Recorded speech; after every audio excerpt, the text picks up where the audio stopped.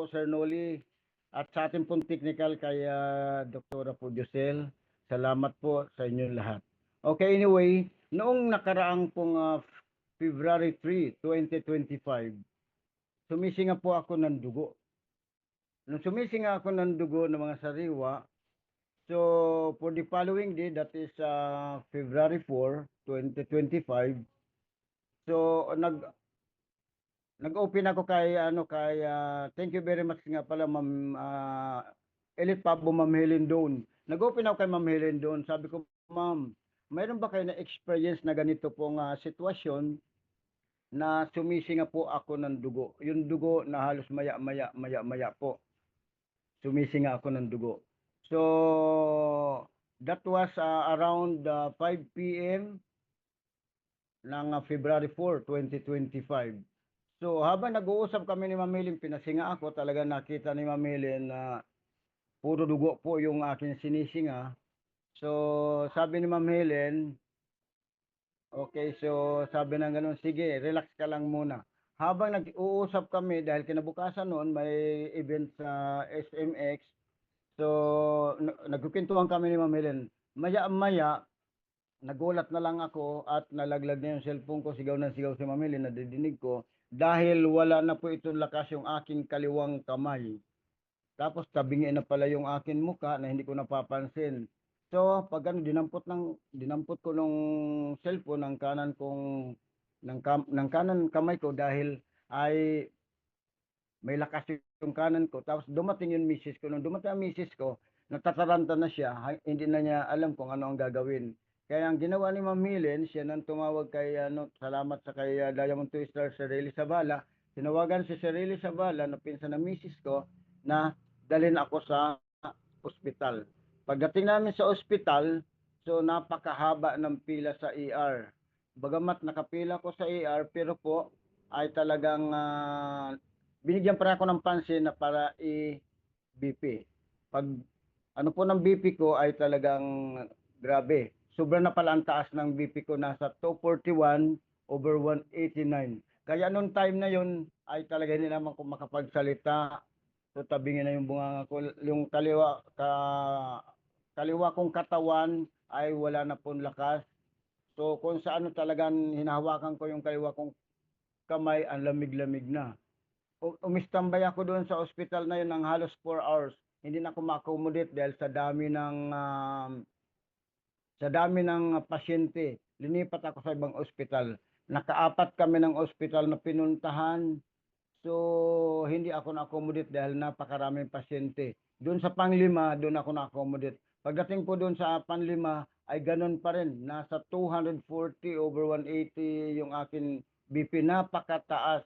So, ang ginawa po sa doktor ay linagyan pa ako ng oxygen. May nakalagay po dito na aparatos. May nakalagay po dito sa aking dibdib. Tapos, tusok dito ng karayong, kinukunan ako ng dugo. Tusok po dito ng dextrose. So, napakasakit ng tusok sa akin ng karayong na kung saan noong time na yon wala po ako nararamdaman, kaya hindi ako makapaniwala na ako ay mataas ang BP ko or na-stroke na ako. Kaya ang sabi sa akin ng doktor na wag akong malikot kasi high voltage ako, baka mamaya matuluyan ako sa madaling salita. So, baka ano po ng mga process na yan ay siguro mga 2 oras na yon ay hinihingi na kami ng deposit na 50,000. So wala kaming ganung halaga nung time na yon. Ang ginawa po ng ospital ay bayaran yung amin bill. Nandun na po yung bill namin ay kulang-kulang po 20,000 at bukod pa yung sa isang ospital na kinakailangan mabayaran yon at para mabigyan kami ng endorsement sa PGH dahil ay libre sa PGH. So, nakalabas ako sa ospital ng mga time na yon, siguro mga alawating gabi or alauna. So, that was the time naman na dumating na po yung aking oral live stem cell. Kaya thank you very much Ma'am Helen Doon. Supreme Elite pa Ma'am Helen Doon. Dumating na po yung stem cell. Pag sampa ko sa Recording stopped. ambulansya. Okay, hello. Okay, narinig po. Pagdating po ng ambulansya, pag akyat ko, uminom kagad ako ng 4 na capsules ng Fortier Placenta. So, pagdating ko po ng PGH, nakalakad na ako. Back to normal na po, nakapagsalita na ako ng maayos. Okay, pagdating sa PGH, normal na yung aking BP, nasa 130/80. So, ang rekomendasyon naman ng PGH na kinakailangan magpa-CT scan ako at magpa-laboratory uli. So, kasi sa PGH hindi na ako ma-accommodate dahil kung maghintay ako na ma-accommodate ako sa PGH, maghintay ako ng 3 to 4 days. Kaya back to ko doon sa dati ko noon doktor na hospital, doon pa ako nagpa-CT scan. Nung CT scan ako, mayroon na po namuo dito sa akin right head na dugo. So bagamat po may namuo na dyan, so siyempre yung resita tinitik ko ng for 1 week. So ang pinagkakataka ko, instead na gumaling or gumanda na aking pakiramdam, mas lalo po ako nahihilo at tumataas ang BP ko, nag-130/80, 140/90, nagpa-fluctuate. So ang ginawa ko noong time na yon ay in-stop ko na po yung aking resita sa akin na gamot. So tapos binigyan naman ako rekomendasyon na after 1 month, kinakailangan magpa-CT scan ako ulit.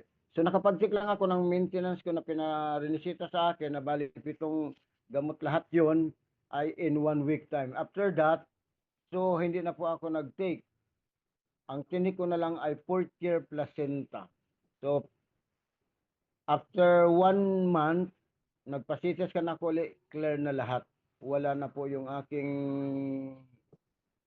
namuo dito na dugo. Kaya buti na lang, so mayroon pong oral live stem cell Fortier Placenta. Kaya ako nagpapasalamat ng sobra-sobra sa kaya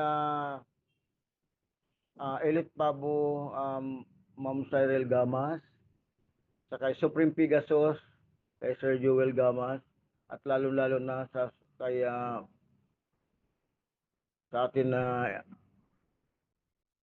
Team Elite Pabo, Ma'am Helen doon, na kung saan walang sawa na pagsusuporta, pag-alala kay Sir Aerostor, sa lahat po na nandito po, sa lahat ng mga leaders na nandito po sa Zoom ngayon, at doon sa atin po mga guests, sa atin mga first timer. Just to imagine, kung wala po ang Fortier Placenta, I don't know what will happen to myself. So maybe, kung buhay man ako, bedridden ako kasi po ako po isang full stroke. Doon ko na-realize na ang full stroke pala, at doon ko nalaman na ang full stroke pala totally wala talagang lakas yun katawan. Ako kasi naapektuhan ko yung kalahating kaliwa ng kalahating katawan ko.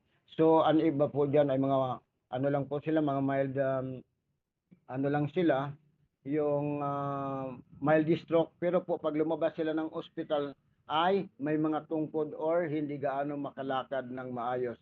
Pero ako po, nakakapagsalita ako ng maayos in halos a matter of an hour. Umayos po yung akin mukha na kung saan tabingi po yon, nakalakad ako ng maayos at back to normal po yung akin katawan. Just to imagine, iyon po ang nagagawa ng Oral Life Fortier Placenta. Kaya ngayon, kahit ano pong mangyari, talagang bigay todo, share, kahit saan po ako magpunta, talagang todo share. It's because ito po ang nakatulong sa akin, how much more dun sa mga atin po na pagsisiran. Kaya we are the channel of blessing, at ito po ang Fortier Placenta. Dahil kung wala po itong Fortier Placenta, uulitin ko lang po, I don't know what will happen to myself. So maybe I'm bedridden, na kung saan siguro, I don't know. Maaring hindi ako makapagsalita, hindi ko na alam kung sino mag-aasikaso sa akin. Kaya thank you po sa lahat. Thank you sa lahat. Sa kaya Sir GM, ating MC, sa kay Sir Noli, na talagang napakaganda po, napaka-precise po yung kanyang explanation. Kaya thank you talagang grabe. Thank you Lord, and Happy New Year to all of you. God bless you. Good night.